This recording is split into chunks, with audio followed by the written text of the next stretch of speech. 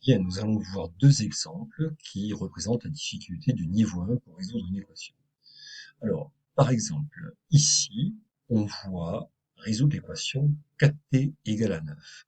Nos yeux doivent voir quel est le nombre ici qui est collé à l'inconnu, quelle est l'opération, pardon, qui est collée à l'inconnu, parce qu'on veut arriver, nous, ici, à isoler l'inconnu pour trouver la solution.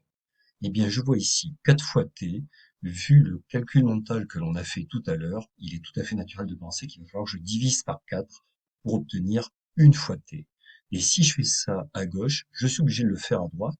Donc, une première manière de présenter la solution de cette équation, c'est de dire que vous divisez par 4 à gauche et à droite, donc dans les deux membres, et 9 quarts à la calculatrice, ça vous donne 2,25.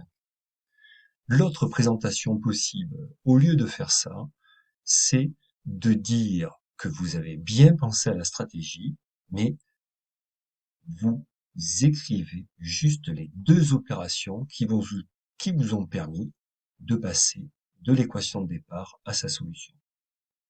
Voyons le deuxième exemple. Moins 6k égale à 10. Vos yeux doivent voir moins 6k comme moins 6 fois k. Vous voulez isoler l'inconnu k. Vu ce que l'on a vu tout à l'heure, si ici on a moins 6 fois k, on est obligé de diviser par moins 6 si on veut récupérer une fois k ici. Donc, je vais faire une première présentation en indiquant la méthode de résolution au correcteur. J'ai divisé par moins 6 dans chaque membre.